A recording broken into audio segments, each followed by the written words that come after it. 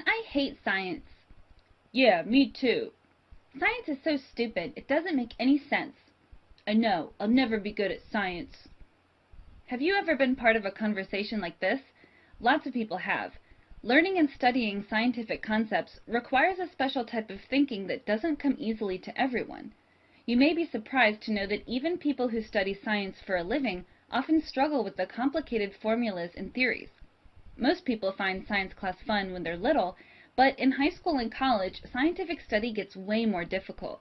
The books are hard to read, the words are hard to pronounce, and even the pictures are hard to understand. Science can seem really unfriendly to a student, but there are ways to overcome the challenges and learn to study science effectively. Let's explore a few techniques that will help make science learning easier. One of the toughest challenges in science is understanding the long, strange vocabulary terms. Science textbooks are full of crazy words like plasmodesmata, thigmotropism, and chemiosmotic phosphorylation. It's really hard to learn science effectively when all these weird words are being thrown in your face. How did scientists come up with these words anyway?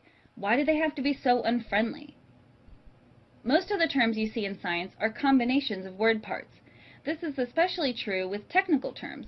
Scientists originally coined the terms by putting together word parts from the Greek and Latin languages. For example, the word thigmotropism comes from a combination of two Greek words, thixis, meaning touch, and tropos, meaning turning or direction. Thigmotropism is the word we use to describe the coiling growth patterns that some plants exhibit in response to touch. Think about vining plants like beans, grapevines, and the common morning glory. These plants can climb fences and trellises by coiling their shoots around any object that they touch. You might think it strange that a long, weird word like thigmotropism was ever invented, but imagine if you were a plant biologist trying to describe a morning glory. How would you talk about its coiling growth pattern? The morning glory climbs by using its ability to turn the direction of its vine growth in response to a touch stimulus. No, that takes too long. If you were a scientist, you would want to invent your own word to describe this concept. Then you could just say the morning glory climbs by using thigmotropism. That's exactly why scientists invented the word. Most scientific terms refer to Greek or Latin roots, but that doesn't mean you have to know Greek and Latin to understand science terminology. Many word parts are familiar to us in the English and other Romance languages. Take the word photosynthesis, for example. It comes from the Greek roots photo, syn, and thesis. Photo means light, as you probably already knew from other words like photography, photon, and photocopy.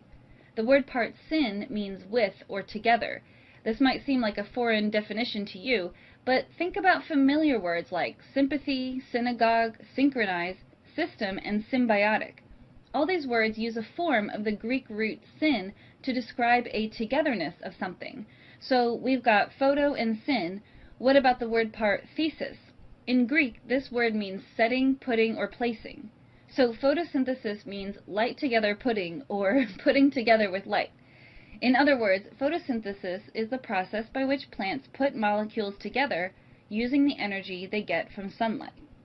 As you can see, understanding the meaning of science terms is easier when you break them down into smaller components. This might be a good time to remember the three main parts of a word: the root, the prefix, and the suffix. A word root is the primary unit of a word. It's often the longest, most central part of the word that carries the most significant meaning. Both prefixes and suffixes can be added to a word root in order to modify its meaning. Prefixes are word parts that appear before a root, like un, in, dis, re, and a.